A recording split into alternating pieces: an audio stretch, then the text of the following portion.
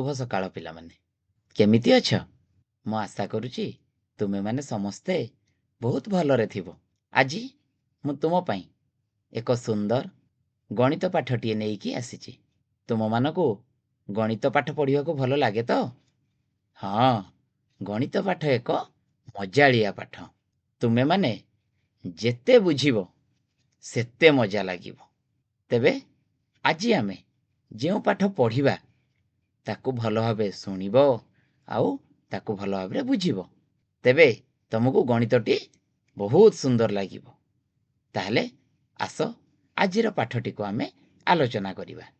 पिला माने आज आमे तुम गणित बहिर द्वितीय अध्यायर रेखा एवं कोण प्रसंग को आलोचना करिबा।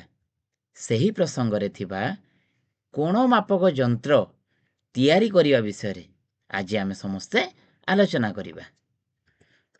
तेबे पिला माने तुमे कोण देखिछ कि? केउठी कोण देखिछ?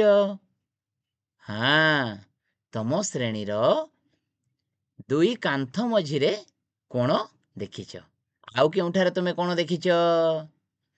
हाँ, तम श्रेणी रो थिबा टेबुल रो गोड़ मानक मध्यरे तुमे कोण देखिछ। हौ एबे आमे कहिबा तुम दैनंदिन जीवन रे केउठारे सब कोण देखुछ? हाँ, पिला माने तुम घरे कांथ मानक मध्यरे कोण देखुछ। आउ केउठारे तुमे कोण देखुछ? हाँ, हाथ को जदि आमे भांगिबा तेबे सेठी गोटिए कोण देखुछ। तेबे तुमे ई कोण मापिबा पई आमे केउ यंत्र व्यवहार करिथाउ? प्रोट्रैक्टर। हाँ, प्रोट्रैक्टर को तुमे देखिछ कि? ज्यामिति बाक्स रे देखिछ।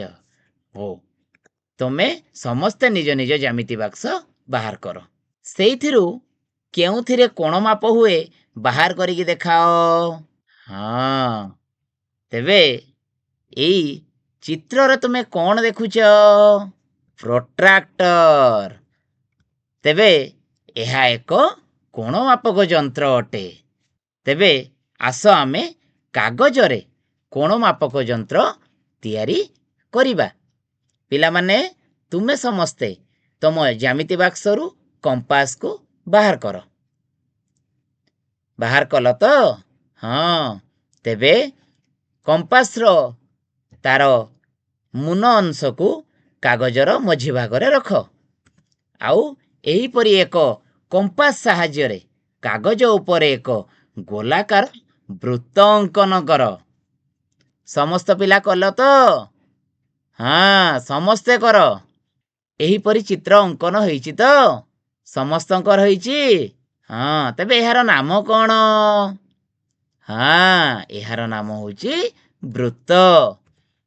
एहा गोटिए पूर्ण घूर्णन।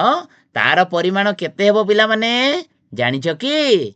एहार परिमाण हेबो 360 डिग्री। तेबे पिला माने तुमे अंकन करिथिबा वृत्त कागज को वृत्त आकार रे ताकू काटी दियो। समस्तंकर कटि जाइछि तो? हाँ, तेबे एबे आमे सेही वृत्तटी को समान दुई भाग रे भांगी देबा। समस्तंकर भांग होईछि तो?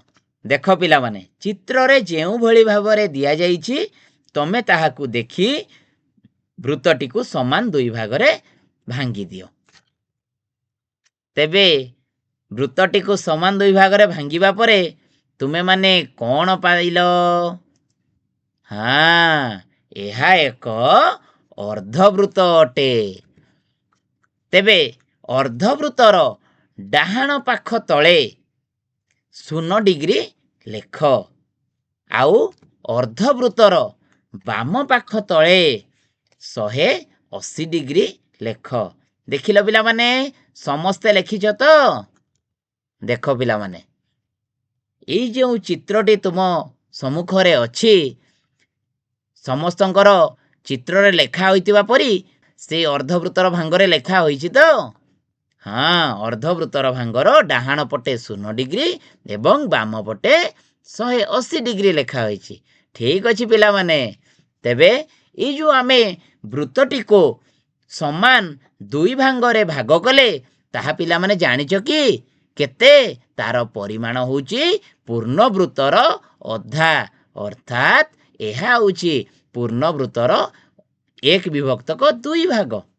ତେବେ ଅର୍ଦ୍ଧବୃତ୍ତର ମାପ ହେଉଛି ପୂର୍ଣ୍ଣବୃତ୍ତର ଅଧା ଭାଗ। ତେବେ ପିଲାମାନେ ଆଉ ଗୋଟିଏ ଚିତ୍ର ତୁମ ସମ୍ମୁଖରେ ଆସିଛି, ଚିତ୍ରଟିକୁ ଦେଖିପାରୁଛ? ହଁ, ଚିତ୍ରରେ ଆମେ 180 ଏକକ ବିଶିଷ୍ଟ ଆମେ ପାଇଛନ୍ତି। ତେଣୁ ଅର୍ଦ୍ଧବୃତ୍ତର ମାପ 360 ଡିଗ୍ରୀର ଅଧା ହେବ, ଯାହାର ପରିମାଣ କେତେ ହେବ ପିଲାମାନେ? ଯାହାର ପରିମାଣ 180 ଡିଗ୍ରୀ ହେବ। ତେବେ ପିଲାମାନେ ଆସ, ଆମେ ଯେଉଁ ଅର୍ଦ୍ଧବୃତ୍ତକୁ କରିଥିଲେ ତାକୁ ଆମେ ଭାଙ୍ଗିଦେବା। ପୁଣି କ'ଣ କରିବା? ଅର୍ଦ୍ଧବୃତ୍ତକୁ ଭାଙ୍ଗି ଆମେ 1/4 ବୃତ୍ତଟିଏ ଗଠନ କରିବା।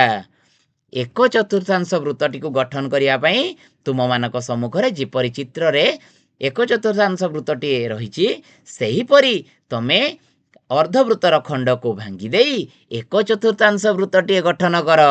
ଦେଖ ପିଲାମାନେ, ସମସ୍ତଙ୍କର ହେଉଛି ତ? ହଁ, ଆଉ ବହୁତ ସୁନ୍ଦର ହେଇଛି। ଏହିପରି ଆମେ ଚିତ୍ର ଭଳି କାଗଜଟିକୁ ସମାନ 4 ଭାଗରେ ଭାଙ୍ଗି ଦିଅ। ସମସ୍ତଙ୍କର ଭଙ୍ଗା ହେଇଯାଇଛି ତ? ହଁ, ଚିତ୍ର ଭଳି ସମସ୍ତଙ୍କର ସମାନ 4 ଭାଗରେ ଭାଙ୍ଗ ହେଇଯାଇଛି। ତେବେ ପିଲାମାନେ, ଭାଙ୍ଗିବା ପରେ ତୁମେ କ'ଣ ଦେଖୁଛ? ସମସ୍ତଙ୍କର ଚିତ୍ରରେ ଦେଖାଯାଇଥିବା ଭଳି ଭାଙ୍ଗ ହେଇଛି ତ? ହଁ, ତେବେ ଏଇଠି କହିଲ କେତେ ଡିଗ୍ରୀ କୋଣ ପାଇବା ଆମେ? ହଁ, ଏଇଥିରେ ଆମେ କ'ଣ କରିବା? 90 ଡିଗ୍ରୀ କୋଣ ପାଇବା। ତେବେ ପିଲାମାନେ, ଆମେ 1/4 କାଗଜକୁ ଭାଙ୍ଗିବା ପରେ ତାହାର ମାପ ବିଷୟରେ ଆମେ ଜାଣିବା ନା ନାହିଁ? ହଁ, ଗୋଟିଏ ବୃତ୍ତର 1/4 ବୃତ୍ତର ମାପ ବୃତ୍ତର 1/4 ଭାଗ ଅଟେ, ଅର୍ଥାତ୍ ତାହା କେତେ ହେଉଛି? ପୂର୍ଣ୍ଣବୃତ୍ତର 4 ଭାଗରୁ 1 ଭାଗ। ନା କ'ଣ ପିଲାମାନେ? ତେବେ ତାହାର ପରିମାଣ କେତେ ହେବ ପିଲାମାନେ? ବୃତ୍ତର 1/4 ଭାଗର ମାପ ସମାନ 360 ଡିଗ୍ରୀର 1/4 ସମାନ 90 ଡିଗ୍ରୀ। ତେବେ ପିଲାମାନେ, କାଗଜକୁ ଭାଙ୍ଗିବା ପରେ ଆମେ 90 ଡିଗ୍ରୀ କୋଣଟିଏ ପାଇଯାଇଛନ୍ତି। ତେବେ ପିଲାମାନେ, ତମେ ଚିତ୍ରରେ ଦେଖିପାରୁଛ ତ? ଦେଖ, ଏହିପରି ତୁମର କାଗଜ ଭାଙ୍ଗଟିଏ ହୋଇଛି ତ? ଏହାର ପରିମାଣ କେତେ ଅଛି? 90 ଡିଗ୍ରୀ ଅଛି। ତେବେ 1/4 ବୃତ୍ତର ମାପ ଅର୍ଦ୍ଧବୃତ୍ତର ଅଧା ସମାନ 180 ଡିଗ୍ରୀର ଅଧା ସମାନ କେତେ ଡିଗ୍ରୀ ହେବ? ହଁ, 90 ଡିଗ୍ରୀ ହେବ। ତେଣୁ ଅର୍ଦ୍ଧବୃତ୍ତର ଶୀର୍ଷରେ 90 ଡିଗ୍ରୀ ଲେଖ। ପିଲାମାନେ, ଚିତ୍ରରେ ଦେଖାଯାଉଥିବା ପରି ତମେ ତମର ଭାଙ୍ଗିଥିବା କାଗଜ ଉପରେ 90 ଡିଗ୍ରୀ ଲେଖିଛ ତ? ଦେଖିଲ ଦେଖିଲ, କେଉଁମାନେ ସବୁ ଲେଖିନାହଁ? ହଁ, ସମସ୍ତଙ୍କର ଲେଖା ହେଇଛି। Very good. ତେବେ ପିଲାମାନେ, ବର୍ତ୍ତମାନ ଆମେ ଚିତ୍ରରେ ଦେଖାଯାଇଥିବା ପରି କାଗଜକୁ ତାକୁ ଭାଙ୍ଗ କରିବା। ତେବେ ଦେଖ ପିଲାମାନେ, କାଗଜ ଖଣ୍ଡକୁ ଏହିପରି ଭାଙ୍ଗ କର। ହଁ, ଭାଙ୍ଗିବା ପରେ ତୁମେ କ'ଣ ଦେଖୁଛ?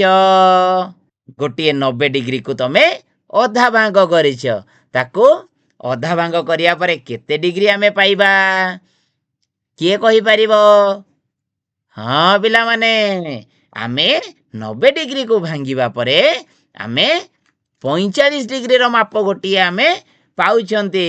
ତେବେ ଭଙ୍ଗା ହେବା ପରେ ଆମେ କେମିତି ପାଇଲେ? ଏହା ହେଉଛି ବୃତ୍ତର 1/8 ଭାଗ, ଅର୍ଥାତ୍ 360 ଡିଗ୍ରୀର 1/8 ଭାଗ ବା 180 ଡିଗ୍ରୀର 1/4 ଭାଗ ବା 90 ଡିଗ୍ରୀର 1/2 ଭାଗ। ତେବେ ପିଲାମାନେ, 90 ଡିଗ୍ରୀର 1/2 ଭାଗ କଲାବେଳେ ଆମେ କେତେ ଡିଗ୍ରୀ ପାଉଛନ୍ତି? 45 ଡିଗ୍ରୀ ପାଉଛନ୍ତି। ତେବେ ପିଲାମାନେ, ଏବେ ଆମେ 45 ଡିଗ୍ରୀ ବିଶିଷ୍ଟ କୋଣଟି ଆମେ ପାଇଯାଇଛନ୍ତି। ତେବେ ପିଲାମାନେ, ଏଇ ଭାଙ୍ଗର ମାପ ଆମେ କେତେ ପାଇଛନ୍ତି? 45 ଡିଗ୍ରୀ ପାଇଛନ୍ତି। ଆମେ ତାର ଆରପଟ ଭାଙ୍ଗଟିର ମାପ କେତେ ହେବ? ହଁ, ଆରପଟେ ରହିଥିବା ଭାଙ୍ଗର ମାପ 90 ଡିଗ୍ରୀରେ ଆମେ 45 ଡିଗ୍ରୀକୁ ମିଶାଣ କରିବା। ତେବେ ଆମେ କେତେ ଡିଗ୍ରୀ କୋଣ ପାଉଛନ୍ତି? 135 ଡିଗ୍ରୀର କୋଣ ପାଉଛନ୍ତି। ହଁ ପିଲାମାନେ, ତେବେ ଦେଖ ପିଲାମାନେ, 90 ଡିଗ୍ରୀରୁ ଏପଟେ ଆମେ 45 ଡିଗ୍ରୀ ପାଇଲେ, ଆଉ 90 ଡିଗ୍ରୀରୁ 180 ଡିଗ୍ରୀ ମଧ୍ୟରେ ଆମେ 135 ଡିଗ୍ରୀର କୋଣ ବିଶିଷ୍ଟ ଏକ କୋଣଟି ଆମେ ପାଇଛନ୍ତି। ତେବେ ପିଲାମାନେ, ତମେ ଅର୍ଦ୍ଧବୃତ୍ତର ଧାରର ଠିକ୍ ସ୍ଥାନରେ 45 ଡିଗ୍ରୀ ଓ 135 ଡିଗ୍ରୀ ଲେଖ। ସମସ୍ତଙ୍କର ଲେଖା ହୋଇଛି ତ? ହଁ, ଦେଖ ପିଲାମାନେ, ତୁମ ସାମ୍ନାରେ ଯେଉଁ ଚିତ୍ରଟିଏ ଅଛି ତାହାକୁ ଦେଖ ଏବଂ ତୁମ କାଗଜର ଅର୍ଦ୍ଧବୃତ୍ତର ଭାଙ୍ଗର ଠିକ୍ ସ୍ଥାନରେ 45 ଡିଗ୍ରୀ ଓ 135 ଡିଗ୍ରୀ ଲେଖିଦିଅ। ସମସ୍ତଙ୍କର ଲେଖା ହୋଇଗଲା ତ? ହଁ, ତେବେ ପିଲାମାନେ, ଚାଲ ଏବେ ଆମେ କାଗଜକୁ ପୁଣି ଆଉ ଗୋଟିଏ ଭାଙ୍ଗରେ ସମାନ ଭାବରେ 2 ଭାଗ କରିବା। ତେବେ ପିଲାମାନେ, ଚିତ୍ରରେ ଦର୍ଶାଯାଇଥିବା ପରି କାଗଜଟିକୁ ସମାନ 2 ଭାଗରେ ଭାଗ କର। ତେବେ ଦେଖାଯାଇଥିବା ଚିତ୍ର ପରି ତୁମେ କାଗଜକୁ ପୁଣି ଭାଙ୍ଗିଛ ତ? ହଁ, ଏଇ ଦେଖାଯାଇଥିବା ଚିତ୍ର ପରି ତମେ ସମାନ 2 ଭାଗରେ ଭାଙ୍ଗିଛ। ତେବେ କହିଲ ପିଲାମାନେ, ଆମେ ଏହା ଭାଙ୍ଗିବା ପରେ ଆମେ କେଉଁ ମାପ ବିଶିଷ୍ଟ କୋଣଟିଏ ପାଇବା? ହଁ, ଏହା ହେଉଛି 45 ଡିଗ୍ରୀର ଅଧା। 45 ଡିଗ୍ରୀର ଅଧା ସମାନ କେତେ ହେବ? 22.5 ଡିଗ୍ରୀ କୋଣଟି ଆମେ ପାଇଯାଇଛନ୍ତି। ପିଲାମାନେ, ଆମେ ବର୍ତ୍ତମାନ କାଗଜକୁ ଭାଙ୍ଗିଲେ ଆମେ 22.5 ଡିଗ୍ରୀ ବିଶିଷ୍ଟ କୋଣଟିଏ ପାଇବା। ତେବେ ବର୍ତ୍ତମାନ କାଗଜର ଭାଙ୍ଗକୁ ଖୋଲିଦିଅ। ହଁ, ସମସ୍ତେ ଧୀରେ ଧୀରେ କାଗଜର ଭାଙ୍ଗକୁ ଖୋଲିଦେଲେ। ତେବେ କାଗଜର ଭାଙ୍ଗକୁ ଖୋଲିବା ପରେ ସମସ୍ତ ଭାଙ୍ଗରେ ଆମେ ନାମକରଣ କରିବା। କିପରି ନାମକରଣ କରିବା? ଦେଖ ପିଲାମାନେ, ତୁମ ସମ୍ମୁଖରେ ମୁଁ ଗୋଟିଏ ଚିତ୍ରଟିଏ ଯେମିତି ଦେଖେଇଛି ସେହିପରି ତୁମ କାଗଜ ଭାଙ୍ଗକୁ ଖୋଲି ସେହି ଅନୁସାରେ ନାମକରଣ କରିଦିଅ। ସମସ୍ତ ପିଲା କରିଛ ତ? ଦେଖ ଦେଖ ପିଲାମାନେ, କିପରି ଏଠାରୁ ଆଇ ପର୍ଯ୍ୟନ୍ତ ଲେଖାଯାଇଛି ପ୍ରତ୍ୟେକ ଭାଙ୍ଗରେ ଏବଂ ମଝିରେ ଓ ଲେଖା ହେଇଛି। ଏଇ ଯେଉଁ କାଗଜକୁ ତମେ ନାମକରଣ କଲ ତା ବିଷୟରେ ଟିକେ ଚିନ୍ତା କଲ। କ'ଣ ଏଠି ଆମେ ଜାଣୁଛନ୍ତି? ହଁ, ତେବେ ଏଠାରେ ଆମେ କେତେ ଭାଗର କୋଣ ପାଉଛନ୍ତି? 8 ଭାଗର କୋଣ ପାଉଛନ୍ତି। ତେବେ ଆମେ କେଉଁ କେଉଁ କୋଣ ପାଉଛନ୍ତି? ହଁ, ଏଠାରେ ଆମେ ଏ ଓ ବି କୋଣ ପାଉଛନ୍ତି। ତାପରେ କେଉଁ କୋଣ ପାଉଛନ୍ତି? ବି ଓ ସି କୋଣ ପାଉଛନ୍ତି। ହଁ, ତାପରେ କେଉଁ କୋଣ ପାଉଛନ୍ତି? ସି ଓ ଡି କୋଣ ପାଉଛନ୍ତି। ତାପରେ କେଉଁ କୋଣ ପାଉଛନ୍ତି? ଡି ଓ ଇ କୋଣ। ହଁ, ଭେରି ଗୁଡ୍। ତାପରେ କେଉଁ କୋଣ ଆସୁଛି? ଇ ଓ ଏଫ୍ କୋଣ। ହଁ, ତାପରେ କେଉଁ କୋଣ ଆସିଲା? ଏଫ୍ ଓ ଜି କୋଣ। ତାପରେ କେଉଁ କୋଣ ଆସୁଛି? ଜି ଓ ଏଚ୍ କୋଣ। ହଁ, ତାପରେ କେଉଁ କୋଣ ଆସିଲା? ଏଚ୍ ଓ ଆଇ କୋଣ। ତେବେ ପିଲାମାନେ, ଏଠାରେ ଆମେ 8 ଗୋଟି କୋଣ ପାଉଛନ୍ତି। ତେବେ ପିଲାମାନେ, ତୁମେ ଏହି ଚିତ୍ରରେ କ'ଣ ଦେଖୁଛ? ହଁ, ଚିତ୍ରରେ ତମେ ଅର୍ଦ୍ଧବୃତ୍ତର ଭାଙ୍ଗ ଗୁଡ଼ିକ ଖୋଲିବା ପରେ ଯେଉଁ ଅର୍ଦ୍ଧବୃତ୍ତଟି ପାଇଛ ତାକୁ ତମେ ଦେଖୁଛ। ତେବେ ପିଲାମାନେ, ତାହା କେତେ ଭାଗରେ ବିଭକ୍ତ ହୋଇଛି?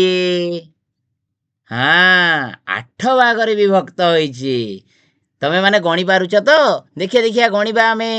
1 2 3 4 5 6 7 8। ତେବେ ଆମେ ଜାଣିଛନ୍ତି ଏହା କେତେ ଭାଗରେ ବିଭକ୍ତ ହୋଇଛି? 8 ଭାଗରେ ବିଭକ୍ତ ହୋଇଛି। ତେବେ ପିଲାମାନେ, ତାକୁ ଆମେ ନାମକରଣ କରିଛନ୍ତି। କେମିତି ନାମକରଣ କରିଛନ୍ତି? କେନ୍ଦ୍ରବିନ୍ଦୁର ନାମକରଣ କରିଛନ୍ତି ଓ। ତାପରେ ଏପଟେ ଡାହାଣ ପଟର ତଳେ କେତେ ଲେଖିଛନ୍ତି? ଏ, ତା ଉପରକୁ ବି, ତା ଉପରକୁ ସି, ତା ଉପରକୁ ଡି, ତା ଉପରକୁ ଇ, ତା ଉପରେ ଏଫ୍, ତାପରେ ଜି, ତାପରେ ଏଚ୍, ତାପରେ ଆଇ। ତେବେ ପିଲାମାନେ, ତୁମେ ଅର୍ଦ୍ଧବୃତ୍ତର ନାମକରଣ ଜାଣିଗଲ। ତେବେ ପିଲାମାନେ, ପ୍ରତ୍ୟେକ ଭାଗର ପରିମାଣ ବିଷୟରେ ଏବେ ଆମେ ଜାଣିବା। ଯେଉଁ 8 ଭାଗ କରିଛ ତାହା ସବୁଗୁଡ଼ିକ ସମାନ ନା କମ୍ ବେଶୀ ଅଛି? ହଁ, ସବୁ ଭାଗ ଗୁଡ଼ିକ ସମାନ। ତେଣୁ ତାର ପରିମାଣ କେତେ ହେବ ରେ ପିଲାମାନେ? ତୁମେ ପୂର୍ବରୁ ଯେଉଁ ମୁଁ କହିଥିଲି ଯେ ଆମେ ଅର୍ଦ୍ଧବୃତ୍ତର ଡାହାଣ ପାଖ ତଳେ 0 ଡିଗ୍ରୀ ଲେଖିବା ଆଉ ବାମ ପାଖ ତଳେ କେତେ ଲେଖିବା ପିଲାମାନେ? ହଁ, 180 ଡିଗ୍ରୀ ଲେଖିବା। ତେବେ ପିଲାମାନେ ଅର୍ଦ୍ଧବୃତ୍ତର ଗୋଟିଏ ଭାଗର ପରିମାଣ କେତେ ହେଉଛି? 22.5 ଡିଗ୍ରୀ। ପ୍ରତ୍ୟେକ ଭାଗର ପରିମାଣ 22.5 ଡିଗ୍ରୀ ଅଟେ। ତେବେ ସେହି ଅନୁଯାୟୀ ଆମେ 0 ଡିଗ୍ରୀ ପରେ କେତେ ଡିଗ୍ରୀ କୋଣ ଲେଖିବା? 22.5 ଡିଗ୍ରୀ କୋଣ ଲେଖିବା। ତା ଉପରେ ପୁଣି ମାନେ କେତେ ଆସିବ? କ'ଣ କରିବା ଆମେ? ସେଠାରେ ଆମେ କ'ଣ କରିବା? 22.5 ଡିଗ୍ରୀରେ ପୁଣି 22.5 ଡିଗ୍ରୀ କୋଣ ମିଶାଇଲେ ଆମେ ତା ପରବର୍ତ୍ତୀ କୋଣକୁ ପାଇବା। ତେବେ ତା ପରବର୍ତ୍ତୀ କୋଣ କେତେ ଆସୁଛି?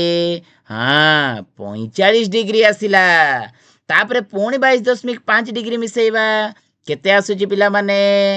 ହଁ, 67.5 ଡିଗ୍ରୀ ଆସୁଛି। ତାପରେ ପୁଣି ମିଶାଅ 22.5। କେତେ ଆସିଲା? ହଁ, 90 ଡିଗ୍ରୀ ପାଉଛନ୍ତି। ତାପରେ କ'ଣ କେତେ ଆସିବ? ହଁ, ମିଶାଣ କର। ହଁ, 112.5 ଡିଗ୍ରୀ କୋଣ ପାଇବା। ତାପରେ ପୁଣି କେତେ ଡିଗ୍ରୀ ଆସିବ? ହଁ, ତାପରେ 135 ଡିଗ୍ରୀ କୋଣ ଆସୁଛି। ତାପରେ ପୁଣି 22.5 ଡିଗ୍ରୀ ମିଶାଅ। କେତେ ଆସିଲା? ହଁ, 157.5 ଡିଗ୍ରୀ କୋଣ ପାଉଛନ୍ତି। ଶେଷରେ କେତେ ଡିଗ୍ରୀ ଆସିବ ପିଲାମାନେ? ହଁ, ତୁମେମାନେ ତ ଆଗରୁ ଲେଖିଛ, ତେଣୁ ଜାଣିଛ 180 ଡିଗ୍ରୀ ଆସିଲା। ତେବେ ପିଲାମାନେ କହିଲ ତମେମାନେ ଏଇ ଯେଉଁ କୋଣର ଭାଙ୍ଗ ଗୁଡ଼ିକ ସବୁ କରିଛ ତାର କେତେ ପରିମାଣ ଜାଣିଲ ନା ନାହିଁ? ହଁ, ଏହିଠାରେ ଆମେ ବୁଝିଲେ ଯେ ପ୍ରତ୍ୟେକକୁ ଯଦି ଆମେ ସମାନ ଭାଗରେ ବିଭକ୍ତ କରିଛନ୍ତି ତାହାର ପରିମାଣ 22.5 ଡିଗ୍ରୀ ହେଉଛି। ତେବେ ସେହି ଅନୁଯାୟୀ କୋଣ ଗୁଡ଼ିକ ବଢ଼ି ଯାଇଛି। ତେବେ ସେହି ଅନୁସାରେ କୋଣର ପରିମାଣ ମଧ୍ୟ ନିର୍ଣ୍ଣୟ ହୋଇଛି। ତେବେ ପିଲାମାନେ ଆଜି ଆମେ ଏଇଥିରେ କ'ଣ ଜାଣିଲେ? ତମେ କାଗଜକୁ କିପରି ଭାଙ୍ଗୁଥିଲ? ହଁ, କାଗଜକୁ ଆମେ ସମାନ 2 ଭାଗରେ ବିଭକ୍ତ କରୁଥିଲେ। ତେବେ ପ୍ରଥମେ ଗୋଟିଏ ପୂର୍ଣ୍ଣବୃତ୍ତ କାଗଜକୁ ଆମେ ସମାନ 2 ଭାଗରେ ବିଭକ୍ତ କଲେ। ସେଥିରେ ଆମେ କ'ଣ ପାଇଲେ? ଅର୍ଦ୍ଧବୃତ୍ତଟିଏ ପାଇଲେ। ତାକୁ ପୁଣି କ'ଣ କଲେ? ପୁଣି ସମାନ 2 ଭାଗରେ ବିଭକ୍ତ କଲେ। ତେବେ ପିଲାମାନେ ଏଇ ଯେଉଁ ସମାନ 2 ଭାଗରେ ବିଭକ୍ତ କରିବାକୁ ଆମେ କ'ଣ ଜାଣିବା? ଏଠାରେ ଆମେ କୋଣର ସମଦ୍ୱିଖଣ୍ଡକ ଜାଣିବା। ତେବେ ପିଲାମାନେ ପ୍ରତ୍ୟେକ ସ୍ଥଳରେ ଆମେ ଅଧା କରି ଭାଙ୍ଗିଲେ ଦିଆଯାଇଥିବା କୋଣର ଅଧା ପାଇବାର ଏହି ପ୍ରକ୍ରିୟାକୁ କୋଣର ସମଦ୍ୱିଖଣ୍ଡ କରିବା କୁହାଯାଏ। ଯେଉଁ ରେଖା ଏକ ନିର୍ଦ୍ଦିଷ୍ଟ କୋଣକୁ ସମାନ 2 ଭାଗ କରେ ତାହାକୁ କୋଣର ସମଦ୍ୱିଖଣ୍ଡକ କୁହାଯାଏ। ବୁଝିପାରିଲ ତ? ହଁ, ତେବେ ପିଲାମାନେ ଏଇ ଯେଉଁ ଆମେ ଅଧା କରିବାର ପ୍ରକ୍ରିୟାକୁ ଆମେ ଜାଣିଲେ ତାହାକୁ ଆମେ ସମଦ୍ୱିଖଣ୍ଡ କରିବା କହିବା। ଆଉ ଯେଉଁ ରେଖା ଗୋଟିଏ ନିର୍ଦ୍ଦିଷ୍ଟ କୋଣକୁ ସମାନ 2 ଭାଗରେ ବିଭକ୍ତ କରୁଛି ତାହାକୁ କୋଣର ସମଦ୍ୱିଖଣ୍ଡକ କୁହାଯାଏ। ତେବେ ପିଲାମାନେ ତୁମ ପାଇଁ ମୁଁ କିଛି ପ୍ରଶ୍ନ ନେଇ ଆସିଛି। ତମେମାନେ ଏହାକୁ ବୁଝିଲ। ତେବେ ଏବେ ପ୍ରଶ୍ନର ଉତ୍ତର ଦେବା। ହଁ ପିଲାମାନେ, ପ୍ରଥମ ପ୍ରଶ୍ନ, ପ୍ରୋଟ୍ରାକ୍ଟର ବ୍ୟବହାର କରି ନିମ୍ନଲିଖିତ କୋଣ ଗୁଡ଼ିକର ପରିମାଣ ଡିଗ୍ରୀରେ ପ୍ରକାଶ କର। ଏଇ ଯେଉଁ ନିମ୍ନରେ ଦିଆଯାଇଛି କୋଣ ଗୁଡ଼ିକୁ ତମେ ପ୍ରୋଟ୍ରାକ୍ଟରକୁ ବ୍ୟବହାର କର ଏବଂ ପ୍ରୋଟ୍ରାକ୍ଟରରେ ତମେ ତାହାକୁ କୋଣର ପରିମାଣ ଗୁଡ଼ିକ ଡିଗ୍ରୀରେ ପ୍ରକାଶ କର। ହଁ, ସମସ୍ତେ କରିଛ ତ? ହଁ, କେତେ ହେଇଛି ସମସ୍ତେ ଟିକେ ଭଲ ଭାବରେ ଦେଖ। ହଁ ପିଲାମାନେ, ଏବେ ଆମେ ଦ୍ୱିତୀୟ ପ୍ରଶ୍ନକୁ ଯିବା। ଉପରେ ଦିଆଯାଇଥିବା ଚିତ୍ରକୁ ମାପ କରିବା ପାଇଁ ତୁମେ ତିଆରି କରିଥିବା କାଗଜ ପ୍ରୋଟ୍ରାକ୍ଟର ବ୍ୟବହାର କରିପାରିବ କି? ହଁ, ଆମେ ତାକୁ ବ୍ୟବହାର କରିପାରିବା, କାରଣ ସେଥିରେ ଆମେ ପ୍ରୋଟ୍ରାକ୍ଟରର ମାପଗୁଡ଼ିକ ନିହାତି ଲେଖିଛନ୍ତି। ହଁ, ତେବେ ତାହାକୁ ବ୍ୟବହାର କରି ଆମେ ଉପର ଚିତ୍ରର କୋଣଗୁଡ଼ିକର ପରିମାଣ ଡିଗ୍ରୀରେ ଲେଖିପାରିବା। ହଁ, ଏବେ ଆମେ ତୃତୀୟ ପ୍ରଶ୍ନକୁ ଯିବା। ପ୍ରୋଟ୍ରାକ୍ଟରରେ ବ୍ୟବହାର କରି ତୁମ ଶ୍ରେଣୀଗୃହରେ ଦେଖୁଥିବା ବିଭିନ୍ନ କୋଣଗୁଡ଼ିକର ପରିମାଣ ନିର୍ଣ୍ଣୟ କର। ସମସ୍ତେ ଏବେ ପ୍ରୋଟ୍ରାକ୍ଟରକୁ ବାହାର କର ଆଉ ତୁମ ଶ୍ରେଣୀଗୃହରେ ଯେଉଁ କୋଣଗୁଡ଼ିକ ତମେମାନେ ଦେଖୁଛ ପରିମାଣ ନିର୍ଣ୍ଣୟ କର। ସମସ୍ତେ କରିବ। ହଁ, ତେବେ ପିଲାମାନେ ତୁମ ପାଇଁ ମୁଁ କିଛି ଗୃହ କାର୍ଯ୍ୟ ମଧ୍ୟ ରଖିଛି। ଏ ଗୃହ କାର୍ଯ୍ୟ କ'ଣ? ତୁମ ହାତ ତିଆରି ପ୍ରୋଟ୍ରାକ୍ଟରରେ କୋଣର ସମଦ୍ୱିଖଣ୍ଡଗୁଡ଼ିକ ଚିହ୍ନାଅ।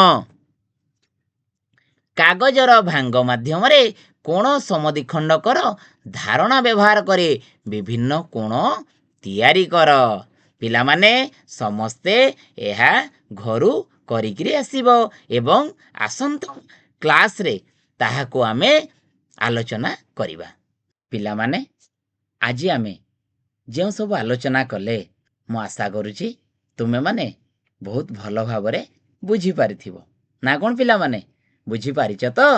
ହଁ, ତେବେ ଆଜି ଯେଉଁ ଆମେ ଆଲୋଚନା କଲେ ବୃତ୍ତାକାର କାଗଜକୁ ନେଇ ଆମେ ଯେଉଁ କୋଣର ସମଦ୍ୱିଖଣ୍ଡକ କଲେ ଆଉ ସମାନ ସମାନ କୋଣ ଆମେ ପାଇଛନ୍ତି ତାହା ତୁମକୁ ଭାରି ମଜା ଲାଗିଥିବ ନା କ'ଣ ପିଲାମାନେ? ମଜା ଲାଗିଲା ତ? ହଁ, ତେବେ ଦେଖ ପିଲାମାନେ ଆମେ କାଗଜକୁ ଭାଙ୍ଗି କେମିତି ଆମେ ଗୋଟିଏ ପ୍ରୋଟ୍ରାକ୍ଟରକୁ ତିଆରି କରୁଛନ୍ତି। ମୁଁ ତୁମକୁ ଗୃହ କାର୍ଯ୍ୟ ମଧ୍ୟ ଦେଇଛି। ସେ ଗୃହ କାର୍ଯ୍ୟଟିକୁ ତମେମାନେ ନିଜେ ନିଜେ ଚେଷ୍ଟା କରିବ କରିବା ପାଇଁ। ଯଦି କୌଣସି ଅସୁବିଧାର ସମ୍ମୁଖୀନ ହେଲ ତେବେ ତୁମ ପାଖରେ ଥିବା ସାଙ୍ଗସାଥି କିମ୍ବା ତୁମ ଘରେ ଥିବା ବଡ଼ ଭାଇ ବା ଭଉଣୀକୁ ସାହାଯ୍ୟ ମଧ୍ୟ ନେଇପାରିବ। ତାଙ୍କୁ ପଚାରିକିରି ଗୃହ କାର୍ଯ୍ୟଟିଏ କରିକି ଆଣିବ। ତାପରେ ମଧ୍ୟ ଯଦି ତୁମର କିଛି ଅସୁବିଧା ରହିଗଲା ମୋତେ ଆସି ପଚାରିବ। ମୁଁ ତୁମକୁ ବହୁତ ସୁନ୍ଦର ଭାବରେ ତାହାକୁ ବୁଝାଇଦେବି। ଆଜି ପାଇଁ ଏତିକି। ଆଗାମୀ ଅଧ୍ୟାୟରେ ତୁମ ପାଇଁ ପୁଣି ଗୋଟିଏ ନୂଆ ପାଠଟିଏ ମଜାଳିଆ ପାଠଟିଏ ନେଇକି ଆସିବି। ଧନ୍ୟବାଦ। ଖୁସିରେ ଶିଖିବା ସମସ୍ତଙ୍କ ଅଧିକାର। ନମସ୍କାର।